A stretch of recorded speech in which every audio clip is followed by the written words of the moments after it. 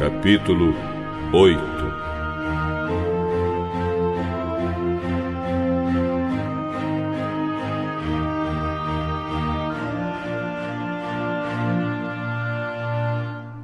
Pouco tempo depois, ajuntou-se outra vez uma grande multidão.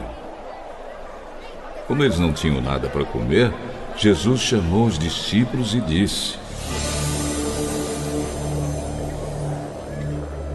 Estou com pena dessa gente, porque já faz 3 dias que eles estão comigo e não têm nada para comer.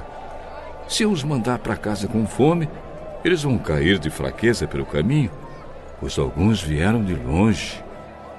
Como vamos encontrar nesse lugar deserto comida que dê para toda essa gente, Jesus? Quantos pães vocês têm? Só 7. Aí Jesus mandou o povo sentar-se no chão. Depois pegou 7 pães e deu graças a Deus. Então partiu os pães e entregou aos discípulos para que eles distribuíssem ao povo. Eles tinham também alguns peixinhos. Jesus deu graças a Deus por eles e mandou que os discípulos também distribuíssem.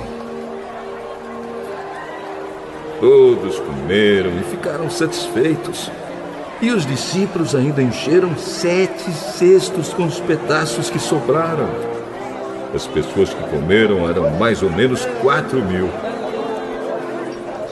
Jesus mandou o povo embora e logo depois subiu no barco com seus discípulos e foi para a região de Dalmanuta. Alguns fariseus chegaram e começaram a falar com Jesus.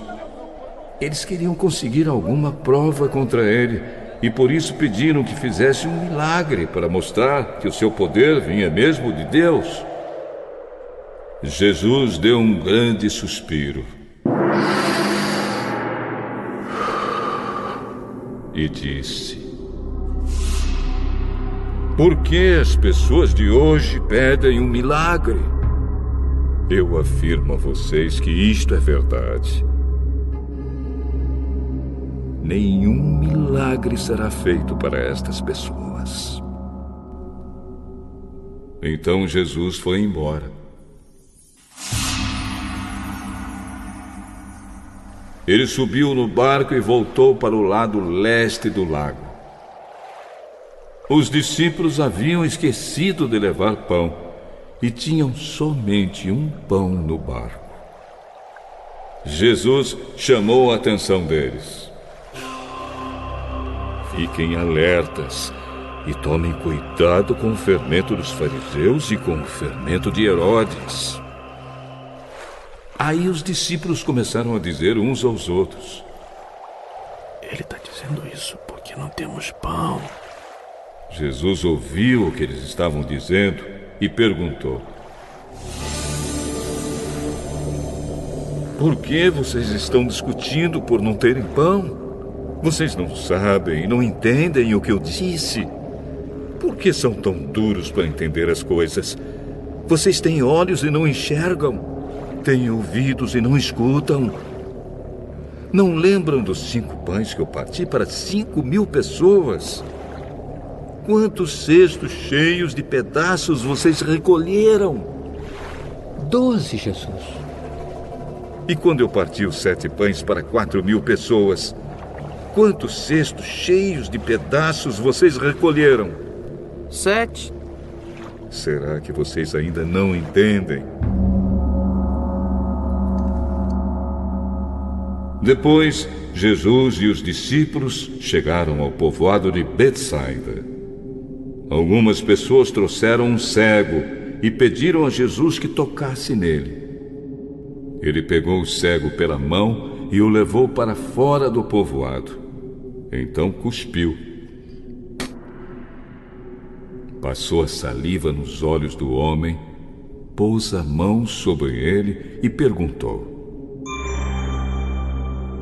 Você está vendo alguma coisa? Vejo pessoas.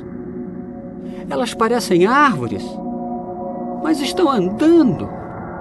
Jesus pôs outra vez as mãos sobre os olhos dele.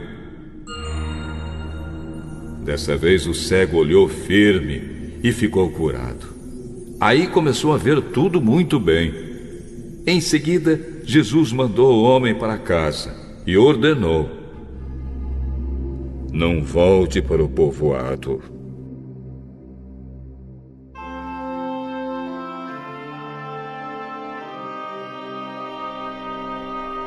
Depois, Jesus e os seus discípulos foram para os povoados que ficam perto de Cesareia de Filipe.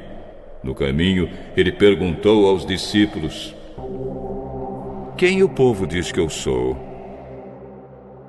Alguns dizem que o senhor é João Batista. Outros que é Elias. E outros que é um dos profetas. E vocês? Quem vocês dizem que eu sou? Pedro respondeu: o Senhor é o Messias. Então Jesus proibiu os discípulos de contarem isso a qualquer pessoa. Jesus começou a ensinar os discípulos, dizendo: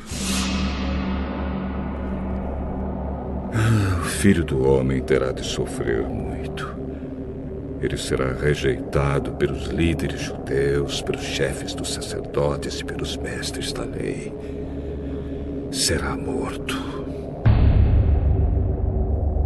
E 3 dias depois, ressuscitará.